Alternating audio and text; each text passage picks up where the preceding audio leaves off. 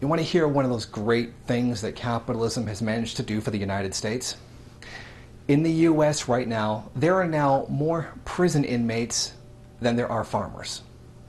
According to the latest numbers, there's over 2 million incarcerated Americans right now.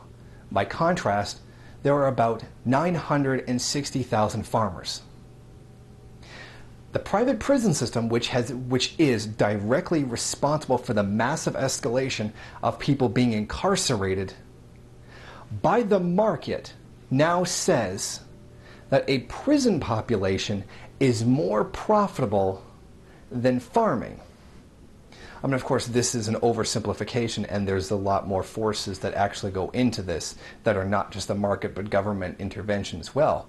But it does demonstrate quite clearly what the real cash crop in U.S. society actually is.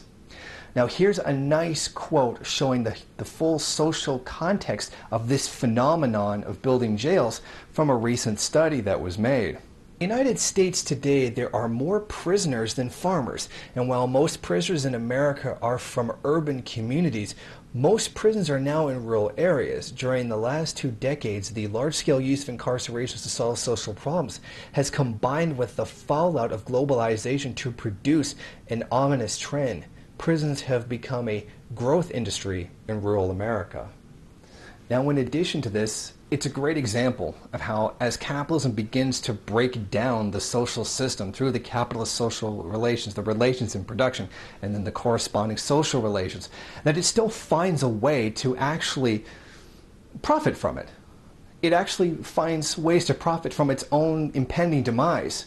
I mean, as the social system does begin to break down, there will be more quote-unquote crimes being committed, and more jails will be needed. And we've all seen this statistic that it will not be very long before, I think it was about 2050, before more of the U.S. population will be in prison than outside of prison. So what we can definitely see here is that it always finds a way. Capitalism always finds a way to profit from the ill effects that it itself causes, and it's just so hilarious to see that, and it's just so appropriate that, you know, that this kind of thing would actually happen. It's interesting to juxtapose this with the fact that, despite the fact that there are half as many farmers as there are people in prison, that the system actually pays people not to grow food. There are farmers that are paid not to grow because of how it will affect the market. It's interesting to see the priorities of capitalism.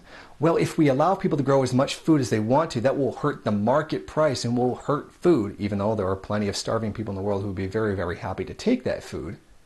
Instead, let's allow a growth industry of throwing people in jail. Like these are the priorities of the capitalist system. Not getting food out to people who are starving, which could really, really need it, which would be distributing resources according to need, which would be socialism, but instead to increase profits through throwing people in jail.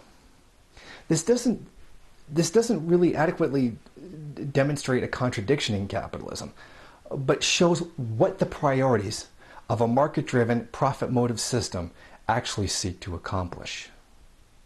Hey Mouse Rebel News fans, I just wanted to let you know that I've released a new ebook debunking the claims made by Trevor Luden that Barack Obama is a communist. He made a challenge that if anybody could refute his proof that Obama is a communist, that he would stop calling him one and take his own book calling him one off the market.